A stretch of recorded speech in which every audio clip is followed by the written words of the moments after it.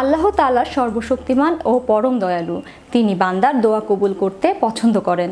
তবে পবিত্র কোরআন আর হাদিসে এমন কিছু বিশেষ পরিস্থিতির কথা বর্ণনা করা হয়েছে যেখানে নির্দিষ্ট কিছু মানুষের দোয়া আল্লাহর দরবারে কবুল হয় না।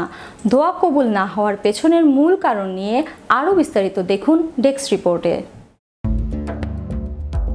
আল্লাহ তাআলা সর্বশক্তিমান ও পরম দয়ালু এবং তিনি বান্দার দোয়া কবুল করতে পছন্দ করেন। তবে পবিত্র কোরআন ও হাদিসে এমন কিছু বিশেষ পরিস্থিতির কথা বর্ণনা করা হয়েছে যেখানে নির্দিষ্ট কিছু মানুষের দোয়া আল্লাহর দরবারে কবুল হয় না। দোয়া কবুল না হওয়ার পেছনে মূল কারণ হলো বান্দার অবাধ্যতা এবং শরীয়ত বিরোধী কর্মকাণ্ড।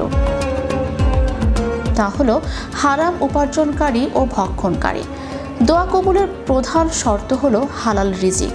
যে ব্যক্তির খাদ্য, পানীয় এবং পোশাক হারামের উপার্জনে তৈরি, তার দোয়া আল্লাহর কাছে পৌঁছায় না।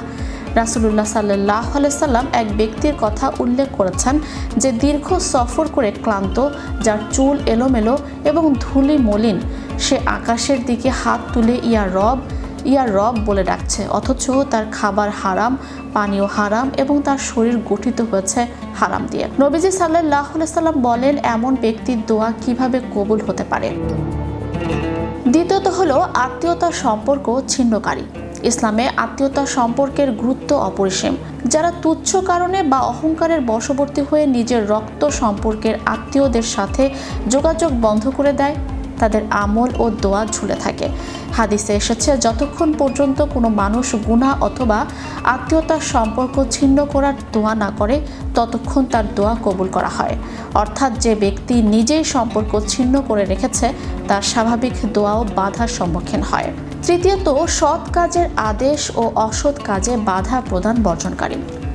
সমাজে যখন অন্যায় ছড়িয়ে পড়ে এবং সামর্থ্য থাকা সত্ত্বেও মানুষ যখন একে অপরের ভুল সংশোধন করে না বা সৎ পথে চলার আহ্বান জানায় না, তখন সেই জাতির উপর আল্লাহর পক্ষ থেকে আযাব নেমে আসে।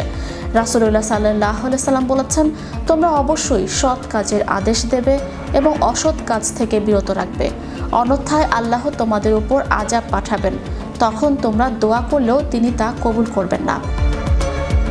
যার অন্তরে অন্যের প্রতি হিংসা ও বিদ্বেষ রয়েছে।